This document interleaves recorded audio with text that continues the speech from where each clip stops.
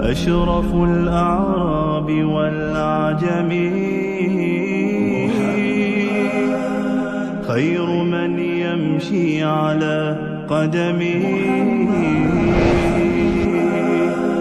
باسط المعروف جامعة صاحب الإحسان والكرم تاج رسل الله قاطبة صادق الأقوال والكلم خبيت بالنور طينته لم يزل نورا من القدم يا خير خلق الله يا خير خلق الله يا خير خلق الله يا خير خلق الله يا خير خلق الله محمد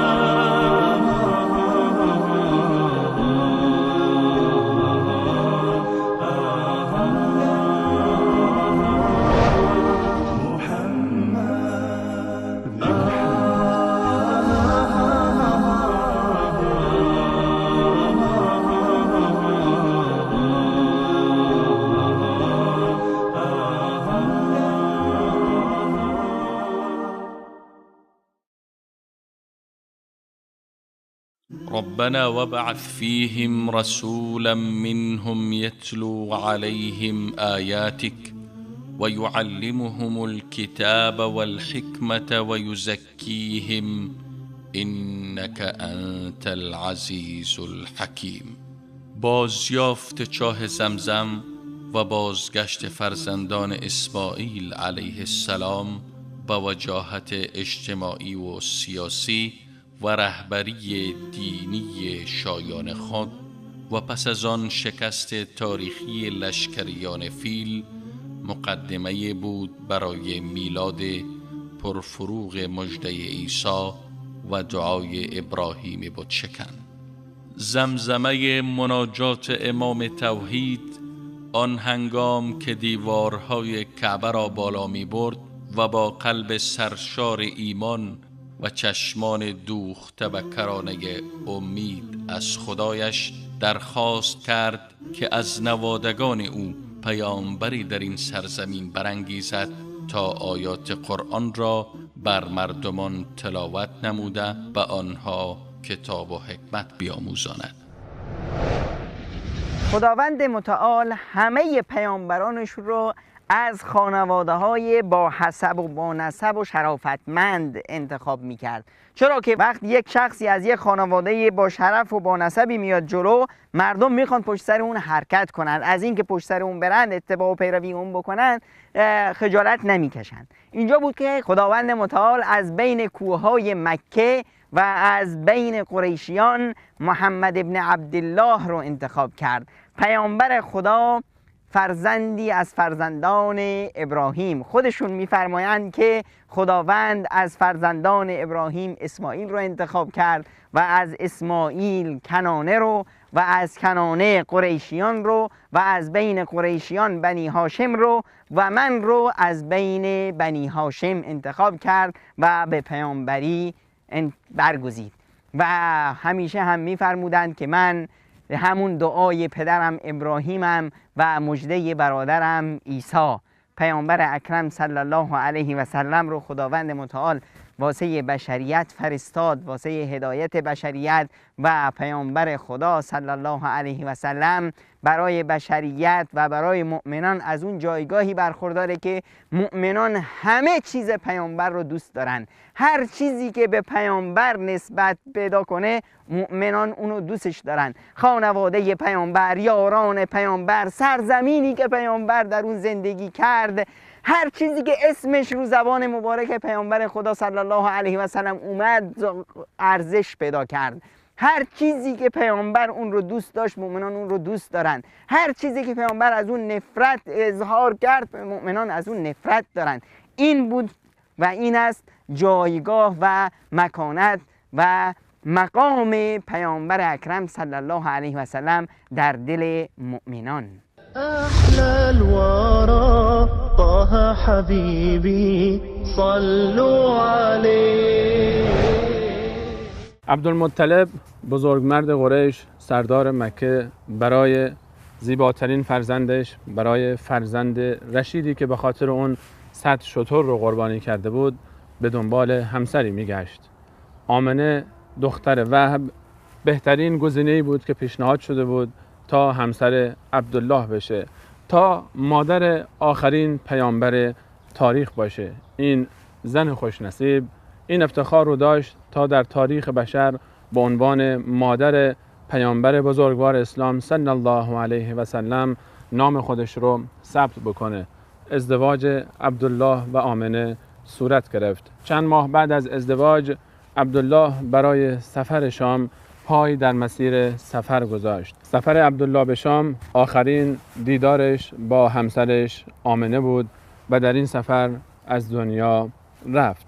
گویی که الله تعالی میخواد تا پیامبرش تنها به دست الله متعال تربیت بشه. وفات پدر پیامبر خدا و چند سال بعد مادرش آمنه در فاصله بین 20 تا 30 سالگی خودش گواه بر اینه که الله تعالی میخواست تا این فرزند رو خود تربیت بکنه. فرزندی که نه سایه پدر، نه سایه مادر و نه خواهر و برادری رو در کنار خود داشت. وفات عبدالله در 3مین دهه عمرش و همچنین چند سال بعد آمنه مادر پیامبر اکرم صلی الله علیه و سلم در همین سن و سال گواه بر این بود که الله متعال قصد داشت تا این فرزند رو خود تربیت بکنه.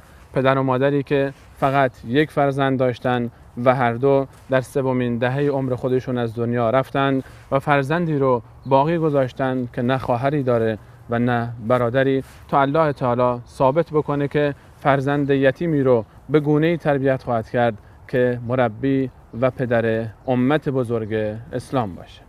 أحلى الورى طه حبيبي صلوا عليه. دنیا در ظلمت تاریکی غوطه‌ور بود.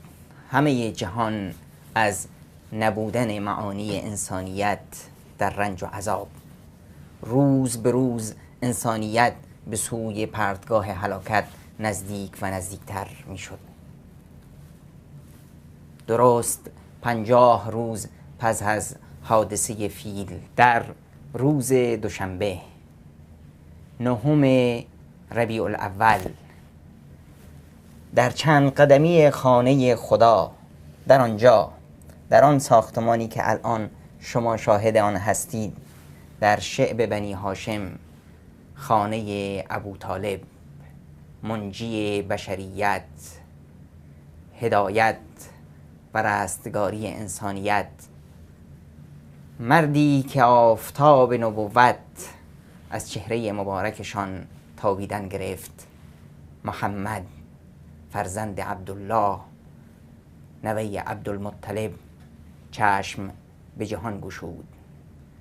محمد آمد تا دست بشریت را گرفته از جهنم سوزان رهایی داده به سوی بهشت و رضایت و خوشنودی پروردگار و سعادت راه یاب شود.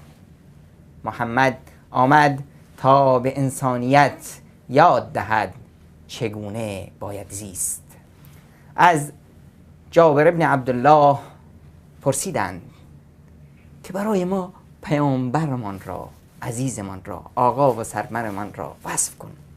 جابر مانده بود که این خورشید تابان را چگونه وصف کند. گفت که وقتی که پیامبر از دور می آمد احساس می کردی که خورشید دارد طلوع می کند.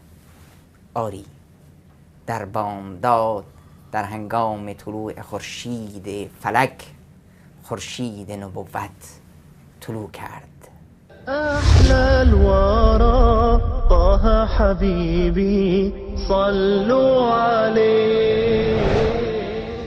یکی از آداب و رسوم عرب‌های شهرنشین آن روز این بود که نوزادان خود را در مدت شیرخوارگی به بادیه‌نشینان می سپردند تا از فضای آلوده و بیماری‌های شهری دور مانده در صحرا و در آغوش طبیعت زیبا و پاک بزرگ شوند. اهل مکه و طور عموم فرزندان خود را به بادیه‌نشینان بنی سعد که به آنها اطمینان کامل داشتند می سپردند تا 2 سال اول زندگی را در آغوش پرمحبت زنان مهربان این قبیله و بر روی سینه گشاد طبیعت بکر سپری کنند. ما به همراه شما بینندگان عزیز از شهر طایف به سوی روستای بنی سعد می رویم تا ماجرای دوران کودکی رهبر بشریت را بر روی تپه ها و کوه ها و در همان فضایی که هنوز خنده ها و جست و خیز های سرور فرزندان آدم را به خاطر دارد مرور کنیم.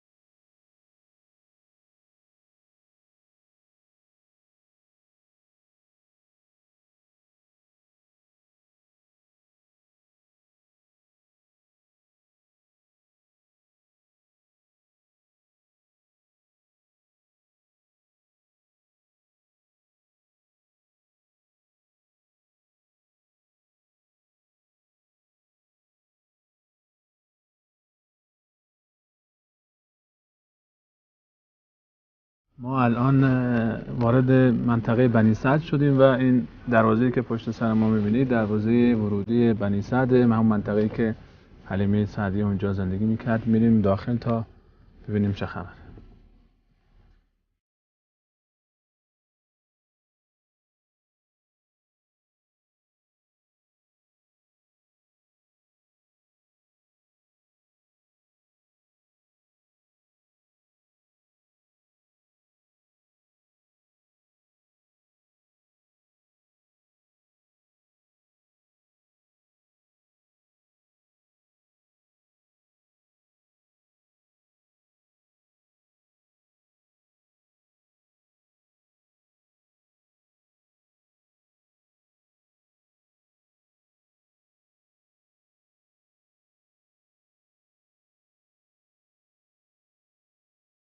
اینجا روستای بنی سعد است.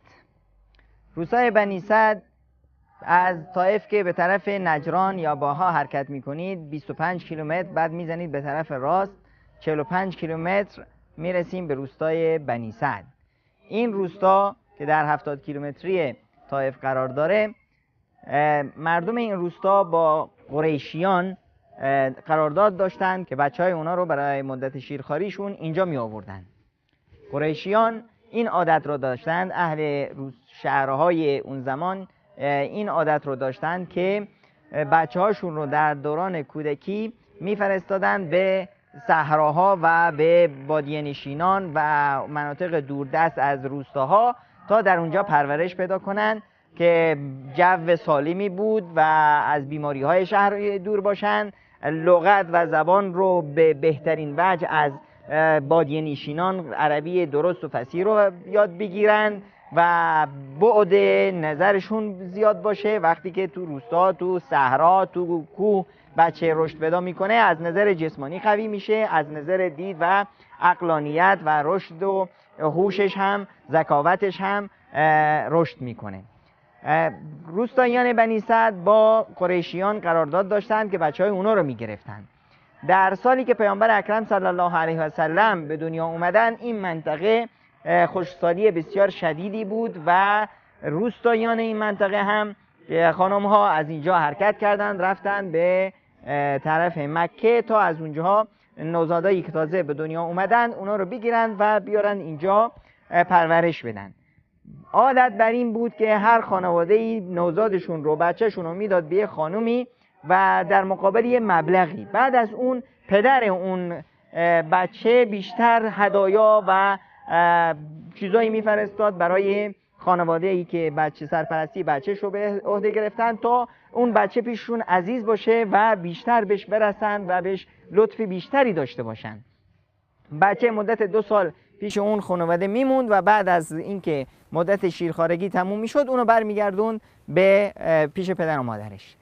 این بنی سعدی‌ها اومدند رفتند به مکه. این بنی سعدی‌ها از اینجا حرکت کردند و رفتند به مکه. خانم‌های بنی سعد شروع کردند در مکه در بین قریش و بچه‌هایی که تازه به دنیا اومده بود و میگرفتند. حلیمه سعدیه هم یکی از همین خانواده‌هایی بود که در اینجا زندگی میکرد و وضع اقتصادی و خانوادگیش بسیار خراب بود. از اینجا که حرکت کردند یک الاغ مایل به سفید ضعیفی داشتن و همراهشون یه شتر ماده‌ای هم بود که شیرش خشک شده بود و ایشون با بچه نوزادی که داشتن با همسرش حارس رفتن به مکه مکرمه. در اونجا سعی کردند این طرف اون طرف گشتن فرزندی پیدا کنند، به خانه عبدالمطلب همسری زدن و در اونجا بهشون گفتن این بچه‌ای هست و اما پدر نداره. تا که این خانم ها میشنیدن، این دایه ها وقتی میشنیدن که این بچه پسر نداره، خلاص اونا قبولش نمیکردن، چون میدونستن که پدر که نباشه خب مادر و پدر بزرگ شاید به اونا اینقدر نرسند و هدایای خوبی برای اونا نفرستند. بیشتر اونا سعی میکردن بچه‌ای رو بگیرن که پدری داشته باشه، وضع اقتصادی پدر هم خوب باشه. حلیمه هم گشت در داخل مکه و متاسفانه کسی گیرش نیومد و اومد ناراحت غمگین که پیش شوهرش بعد از ظهر اون روز گفت که همه همراهای من بچه پیدا کردن مگر من، و من هم روم نمیشه که من بدون اینکه کسی رو با خودم بگیرم برگردم بیام به این منطقه خودشون که بنی سعد بود. شوهرش گفت خب باز حل چیه؟ گفت اگر اجازه بدی من برم همون پسر یتیمه رو بگیرم، از هیچی که بهتر. شوهرش گفت خب اشکالی نداره برو بگیر. بعد از اون حلیمه رفت و پیش عبدالمطلب و گفت که باشه من یتیم شما رو میگیرم و پرورش میکنم و اتفاق شد بر مبلغ معینی و ایشون پیامبر اکرم صلی الله علیه وسلم رو گرفتن و آوردن پیش جایی که به اصطلاح اتراق کرده بودن. در اونجا خب خودش هم ضعیف بود و شیر آنچنانی نداشت. وقتی که پستانشون رو گذاشتن تو دهن پیامبر اکرم صلی الله علیه و سلم، یکو متوجه شدن که پستانشون پر از شیره و بچه شیر خورد و سیر شد. خواستن پستان دیگر رو بهشون بدن که بچه نخورد. اون پستان از همون کودکی پیامبر خدا صلی الله علیه و سلم این صفاتی که خداوند در اون گذاشته بود که مراعات میکرد که اون پستان دیگه بمونه برای پسر خود حلیمه. بعد حارس هم رفت که شتر رو نگاه کنه، دید که شتره هم پستاناش پر شیر شده. شتر رو هم دوشیدند و اون شب و خوب سیر خوردند و راحت خوابیدند. روز بعدش هم حرکت کردند به سوی همین منطقه، از طرف مکه به سوی این منطقه که همه منطقه‌ای که همونطور که مشاهده می‌فرمایید منطقه کوهستانی و بسیار سختی هست. کوها و سنگایی که ملاحظه می‌فرمایید بسیار منطقه سختی هست. به هر حال از اونجا که می اومدن الاغ حلیمه هم جون گرفته بود و از همه اون کاروان جلو میزد در رفتن اینا همیشه عقب بودند و علاقه هم پاش تو این سنگا خون افتاده بود و بعد اونا همراهاش میگفتن حلیمه زودتر، میگفت چیکار کنم این بیچاره که کشش نداره نمیتونه خودشو بکشه. در برگشتی میدیدن که از همه جلو زده. بعد گفتن حلیمه این همون علاقیه که باش اومدی؟ گفت بله. گفت چی شده؟ گفت والله من خودم هم نمیدونم. اما حارس بهش میگفت که حلیمه ببین ظاهرا ما یک بچه با برکتی رو گرفتیم. این بود که خداوند متعال در زندگی اونها برکت نهاد تا اونها احساس عشق و علاقه بیشتر برای به پیامبر اکرم صلی الله علیه و سلم داشته باشند و بهتر ایشونو پرورش بدن و مواظبشون باشند. اومدن محمد خردسال به خیمه حلیمه در این منطقه همانو برکت در خانه حلیمه همان. حلیمه در همه چیز زندگیش احساس میکرد که یک لطف و عنایت خاصی در زندگیش ظاهر شده. همه منطقه گوسفنداشون رو میفرستادن روی این کوهها و گوسفندای حلیمه هم همراه بودند. گوسفندای بنی سعد می اومدن شکم خالی و پستون خالی و گوسفندای حلیمه برعکس اونها با شکم پر و شیر فراوون. حتی مردم منطقه چوپوناشون رو دعوا میکردن، میگفتن ببرید چوپونا گوسفندا رو ببرید همون جایی که چوپون حلیمه گوسفندای خودش رو میبره. باز هم زندگی حلیمه یه رونقی گرفته بود، برکت در همه چیز ظاهر بود و اونا هم میدونستند که این همه به خاطر این نوزاد مبارک پیامبر از همه بچه‌هایی که در این منطقه پرورش پیدا می‌کردن رشدش بهتر بود، ذکاوت، هوش، دانایی، حرکت، نشاط، چست و چابوکیش همش از همه پیش بود. 2 سال گذشت و حلیمه بسیار در خوشی و سعادت زندگی در کنار محمد مصطفی صلی الله علیه وسلم داشتند. بعد از 2 سال باید نوزاد رو از شیر میگرفتند و برمیگردونند پیش مادرش. حلیمه با شوهرش نشسته بود غمگین و افسرده، چیکار کنیم، چطور برش گردونیم، حالا بریم هر طوری شده مادرش رو قانع کنیم که باز به ما بده که برش گردونیم. به این نیت از اینجا حرکت کردند و رفتند به مکه و رفتند پیش آمنه و گفتند که ما هیچ بچه ای رو به برکت و صلابت و خوبی بچه شما ندیدیم، بچه مبارکی است، اما ما احساس میکنیم که تو وضع مکه خوب نیست، بیماری ها هست، وبا هست، خودت هم صحتت اینقدر خوب نیست، اگه اجازه بدید ما باری دیگه محمد رو با خودمون ببریم. اینقدر اصرار کردند که آمنه قانع شد و محمد رو باری دیگه با اونها فرستاد. باری دیگه حلیمه و شوهرش اومدن اینجا خوشحال و خندان که باز دونستن این برکت رو بیارن به خانه خودشون. خانه حلیمه خانه شادی بود، خوشی بود، برکت بود، زندگی بود، تا اینکه یک روز یک اتفاق بسیار عجیبی افتاد. حدود 3 یا 4 ماه بعد از بازگشت دوباره زیباترین طفل عالم محمد مصطفی صلی الله علیه و سلم به دامان حلیمه در منطقه بنی سعد، روزی برادران رضایی رسول صلی الله علیه و سلم فرزندان حلیمه دوان دوان به خانه آمدند و پریشان و نگران به مادر گفتند که برادر قریشی ما رو 2 نفر سفیدپوش گرفتند و او رو به زمین خواباندند و شکم او رو پاره کردند. این خبر حلیمه دلسوز و مهربان رو بسیار برآشفت و پریشان و نگران از محل سکونتش حرکت کرد و دوان دوان خودش رو به کنار یکی از این کوه‌ها رسوند که در اون زمان این اتفاق اونجا واقع شده بود. و وقتی که به رسول الله صلی الله علیه و سلم رسید، ایشون رو رنگ پریده و گریان دید و در آغوش گرفت و بوسید و پرسید که چه اتفاقی افتاد. رسول الله صلی الله علیه و سلم فرمودند 2 نفر آمدند و من رو به زمین خواباندند و سینه من رو شکافتند و چیزی از اون خارج کردند، دوباره سر جایش گذاشتند و دوباره دوختند و رفتند. در این منطقه جبرئیل امین علیه السلام نازل شد و رسول الله صلی الله علیه و سلم رو در ایام طفولیت و خردسالی گرفت، سینه مبارک رو شکافت، قلب رو خارج کرد و قسمتی از قلب رو جدا کرد و بیرون انداخت و فرمود این بهره شیطان از قلب شماست. یک جراحی معنوی بود برای بیرون کردن به اصطلاح اون چیزی که حظ شیطان است، اون چیزی که بهره شیطان است از قلب پیامبر اکرم صلی الله علیه وسلم.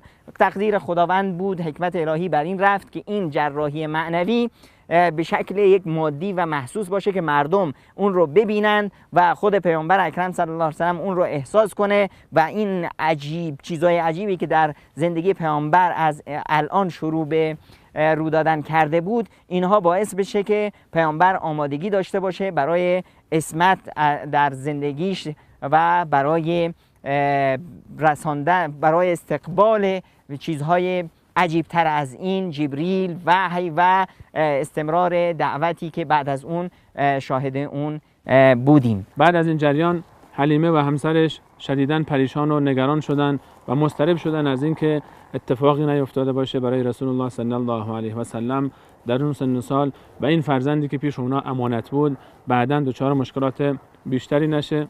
به همین خاطر علیرغم اینکه بسیار دوست داشتن تا این فرزند پربرکت پیش اونها بمونه، سریعا اون رو به مکه مکرمه به پیش آمنه بازگرداندن.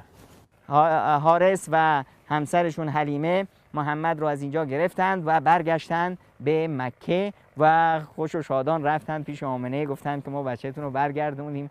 آمنه هم تعجب کرد، همین 2-3-4 ماه پیش بود که شما اینقدر اصرار داشتید که محمد رو ببرید و قرار نبود که همین زودی برش گردونید، چی شده؟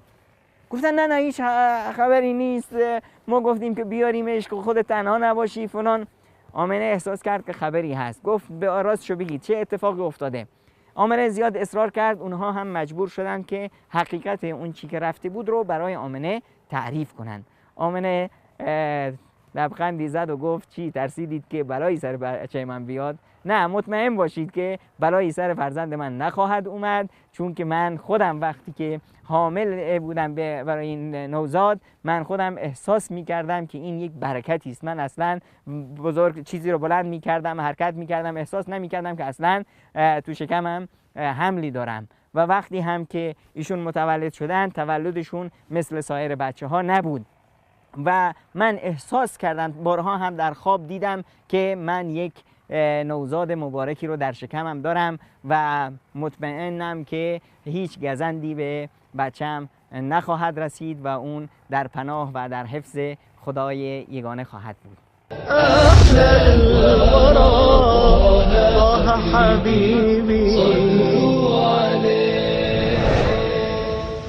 رسول الله صلی الله علیه و سلم همچنان دوران خردسالی خودشون رو پشت سر میگذاشتن تا اینکه در سن 6 سالگی به همراه مادر بزرگوارشون و جدشون عبدالمطلب به یثرب اون زمانه و مدینه امروزی سفر کردند.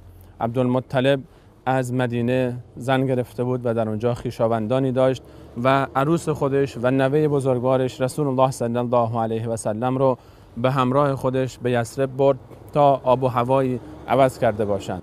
در مسیر برگشت از یثرب رسول الله صلی الله علیه و سلم و مادرشون به این سرزمین قدم گذاشتند.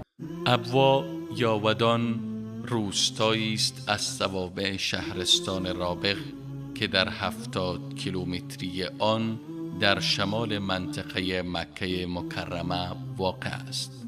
این وادی از تقاطع دو وادی الفرح و القاحه به وجود آمده و به خاطر وجود چراگاه ها و مناطق سرسبز آن در طول تاریخ و تاکنون مسیر مناسبی برای حرکت کاروان ها و مسافران بوده است. مادر پیامبرمان پس از زیارت اقوام کودک خیش در یثرب هنگام بازگشت به سوی مکه مکرمه در این روستا چشم از جهان فرو بست. ابوا سرزمینی بود که یادآور خاطرات تلخ دوران کودکی رسول صلی الله علیه و سلم است. رسول الله صلی الله علیه و سلم اون بزرگ مرد خردسال در این سرزمین ابوا شاهد یکی دیگر از خاطرات تلخ حیات کودکی خود بود. رسول الله صلی الله علیه و سلم باید در این سرزمین با مادر خودش وداع می‌کرد. تقدیر الله تعالی این گونه بود که در این سرزمین آمنه مریض بشه. ابوا در بین راه مکه و مدینه قرار داره، سرزمینی که ما الان در اون هستیم. رسول الله صلی الله علیه و سلم و عبدالمطلب در این سرزمین شاهد خاطره تلخی بودن. آمنه آخرین لحظات حیات خود رو سپری میکنه و بزرگ مرد تاریخ باید در سن 6 سالگی از مادر هم یتیم بشه. هنوز فراموش نکردیم که رسول الله صلی الله علیه و سلم وقتی از مادر متولد شد پدر رو هرگز ندید. امروز هم آخرین نگاه های فرزند به مادر دوخته است تا این فرزند در آینده عادت بکنه و تا در آینده درک بکنه کسانی رو که مادر ندارن، تا بهتر بفهمه شرایط کسانی رو که از پدر و مادر یتیمن. فرزندی که نه خواهری داره و نه برادری، نه پدری داره و نه مادری، خودش باید برای امتی پدری بکنه، امتی رو رهبری بکنه. یتیمی باید برای امتی پدر باشه در آینده. گویی الله تعالی میخواد تا این فرزند، تا این طفل خردسال از امروز بیاموزه که سختی یعنی چی، تنهایی یعنی چی، مشکلات یعنی چی. گویی که الله تعالی میخواد تا این فرزند از امروز به دست بلا کیفش تربیت بشه.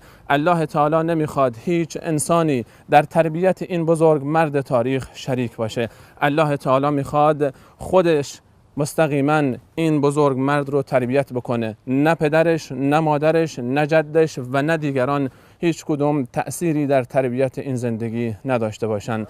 رسول الله صلی الله علیه و سلم در این سرزمین ابوا آخرین لحظات عمر مادر رو تماشا میکنه. رسول الله صلی الله علیه و سلم نظاره‌گر آخرین لحظات حیات آمنه است. آمنه فرزند خودش رو تنها میگذاره و میره. رسول الله صلی الله علیه و سلم میمانه و عبدالمطلب جد بزرگوارش، عبدالمطلب هم زیاد عمر نمیکنه. امروز 6مین سال عمر رسول الله صلی الله علیه و سلم. 6 سال بعد عبدالمطلب هم رسول الله صلی الله علیه و سلم رو تنها میگذاره. رسول الله صلی الله علیه و سلم در 12مین سال عمر مبارکش عبدالمطلب رو هم از دست میده تا بعد از عبدالله پدرش و آمنه مادرش امروز در 12مین سال عمر مبارکش عبدالمطلب پدر بزرگوارش بزرگ مرد قریش هم اون رو تنها بگذاره تا الله تعالی ثابت بکنه که یتیمی رو به گونه‌ای تربیت خواهد کرد که امتی رو رهبری بکنه، تا الله تعالی ثابت بکنه اگر بخواد نیازی به هیچ بنده‌ای نداره، نیاز به تربیت هیچ معلمی نیست برای بزرگ معلم تاریخ. رسول الله صلی الله علیه و سلم 12 سال داشتن که عبدالمطلب هم از دنیا رفت و ابو طالب عموی رسول صلی الله علیه و سلم از طرف جد بزرگوارش عبدالمطلب دستور یافت تا رسول الله صلی الله علیه و سلم رو سرپرستی بکنه. پیامبر اکرم صلی الله علیه و سلم 8 سال داشتند که اومدن پیش عموشون ابو طالب. ابو طالب وضع اقتصادی خوبی نداشت. پیامبر اکرم صلی الله علیه و سلم خواستند که در زندگیشون رو پای خودشون وایسن. اومدن پیش ابو طالب گفتن عمو جان اگه اجازه بدید من میخوام کار کنم. ابو طالب نگاهی به پیامبر انداخت و محمد میخوای چی کار کنی؟ گفت هر کاری از دستم بر بیاد، میرم چوپونی. ابو طالب هم قبول کرد و پیامبر اکرم صلی الله علیه و سلم اومدن مجموعی از گوسفندا رو گرفتن از اهل مکه و در مقابل مبلغی از مال برخی از گوسفندای مکه رو میچروندن. بعدها هم میفرمودن که من گوسفند میچروندم. میگفتن که شما یا رسول الله چوپونی میکردین؟ میگفتن بله، هیچ پیامبری نیست مگر این که در زندگیش چوپونی کرده. حالا چرا چوپونی؟ چون که چوپون میاد تو این کوه ها با گوسفندا، کوه هست و دشت هست و هیچی، با بالای سر هم آسمون، در شبها اتار، در روزها چوپون دیگه ترس از کالبدش میره بیرون، ترس و وحشت ازش میره بیرون. چوپون میشه شجاع، شجاعت، دلیری، مردونگی، سختی، تحمل سختی ها و مشقت ها رو چوپون یاد میگیره. گوسفندای زبون بسته ای که اینور اونور میدوند، چوپون مجبوره که هی سنگ بگیره و هی بزنه اینور که اینور نرو اونور نرو، مواظب گوسفندا باشه تا یه جا جمعشون کنه. چوپون در این حالت مدیریت یاد میگیره، چطور بتونه مردم رو جمع کنه و در عین حال که میره گوسفند مظلوم ناتوون کاری از دستش بر نمیاد، مریض میشه، میفته، دستش میشکنه، پاش میشکنه، بچه گوسفندیم چوبون مجبور کنه بگیره بغلش کنه که باش بسازه.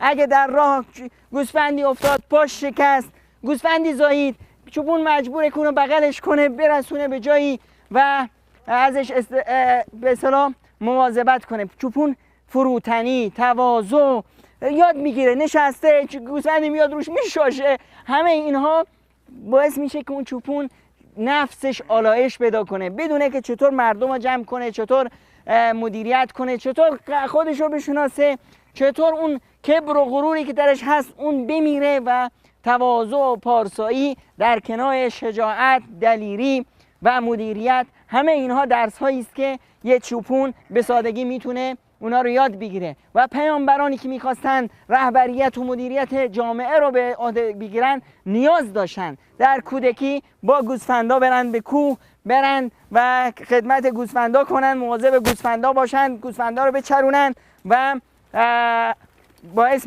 یاد بگیرن که چطور اداره کنن. گوسفند کوچیکی مثلا این گوسفنده اگه یه جایی بیفته، پاش بشکنه، دستش بشکنه، چوپون مجبوره که اونو برداره بگیره تا شهر ببره. به این صورت گوسفندی که تازه زاییده، چوپون مجبوره اونو بغلش کنه و این باعث میشه که نفس چوپون آلایش پیدا کنه و تواضع و فروتنی رو یاد بگیره. چوپانی باعث میشه که انسان در شب و در روز در کوه و دشت تشنگی، گرسنگی و خستگی رو تحمل بکنه. پشت سر این حیوانات رفتن به انسان صبر میآموزه. انسان در چوپانی صبر یاد میگیره، تحمل مشقات، سختی ها. و چوپان به خاطر اینکه همیشه گوسفندانش تحت نظرش باشن و از گوسفندان چیزی گم نشه، مجبوره که پشت سر اونها حرکت بکنه تا دید کامل داشته باشه نسبت به گله خودش و گوسفندان خودش. این باعث میشه که انسانی که چوپانی میکنه دیدش نسبت به زیردستیانش همیشه طوری باشه، سعی بکنه که اونها رو در تحت نظر خودش داشته باشه، به اونها رسیدگی بکنه و اینکه هیچ وقت غرور نداشته باشه و تکبر نداشته باشه و جلوی گوسفندان خودش را نره و سعی بکنه که همیشه پشت سر اونها را بره و متواضعانه از اونها حمایت بکنه. همچنین چوپانی باعث میشه که انسان یاد بگیره اگر گوسفندانش در سرزمینی محلی برای چریدن پیدا نکردن، محل سرسبزی نداشتن، بعد اونها رو ببره جاهای دیگه، از کوه‌ها بالا بره، دشت‌ها رو طی بکنه تا مکان بهتری برای اونها پیدا بکنه تا اونها بتونن اونجا در اون مزرعه، در اون مکان، در اون مرتع بشرن. این صفت باعث میشه که به هر کسی که چوپانی کرده یاد بده تا اگر احیانا روزی مدیریتی به دست شما آمد و رهبری جمعی رو به عهده گرفتید و در مکانی نتونستید اون اهدافی که دارید برسید، مکان خودتون رو تغییر بدید، به اماکن بهتری فکر بکنید، به مناطق سرسبزتری فکر بکنید و به جاهایی بیاندیشید که بتونید اونجا راحت گوسفندان خودتون رو ببرید، راحت کسانی رو که تحت کنترل شما هستن، فرزندان خودتون، اتباع خودتون، پیروان خودتون، شاگردان خودتون رو منتقل بکنید به جای دیگه‌ای ببرید و شاید در اونجا بتونید بهتر به اهداف خودتون برسید. أشرف الأعراب والأعجم خير من يمشي على قدمه باسط المعروف جامعة صاحب الإحسان والكرم تاج رسل الله قاطبة صادق الأقوال والكلم خبيت بالنور طينته لم يزل نورا من القدم يا خير خلق الله يا خير خلق الله يا خير خلق الله